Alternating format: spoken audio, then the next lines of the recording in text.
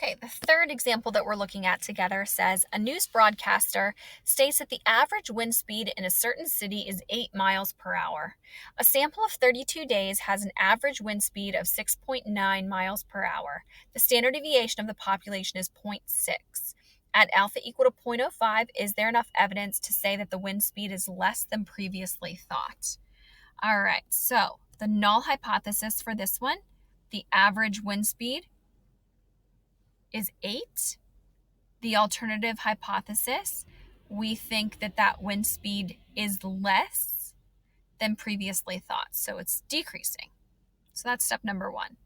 Step number 2, we're going to find the critical value from the z-chart.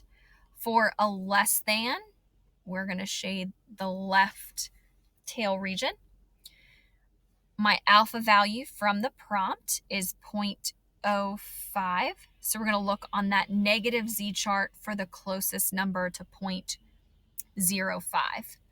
That critical value is negative 1.645. Step number 3, we're going to calculate the z-test statistic. The sample mean in the prompt was 6.9. The population mean was 8.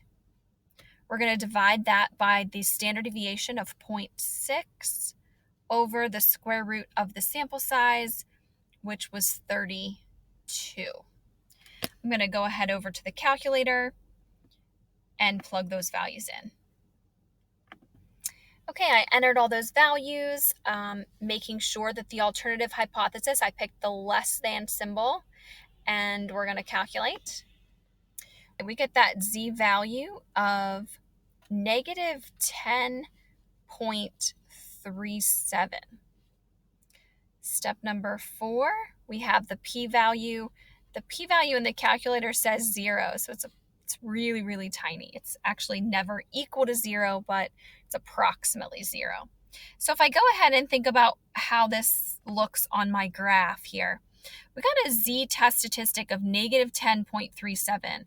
So this middle line, remember, has a z-value of 0. Our critical region starts at negative 1.645. So this negative 10 would be really far to the left side. We are in that shaded region.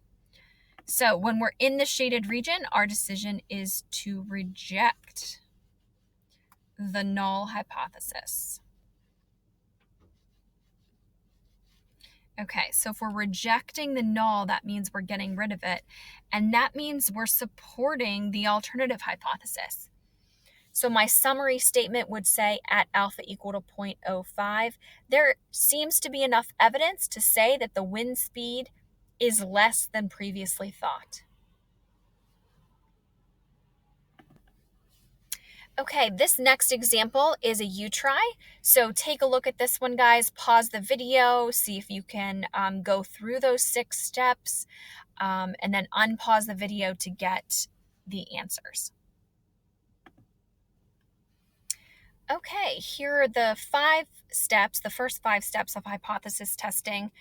Calculated the critical value, putting that shaded region in the right tail, we get a positive 1.645.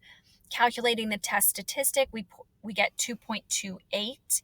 That falls on the right side, further to the right than this 1.645. Remember, 0 is the center line. So the p-value is small, 0.011.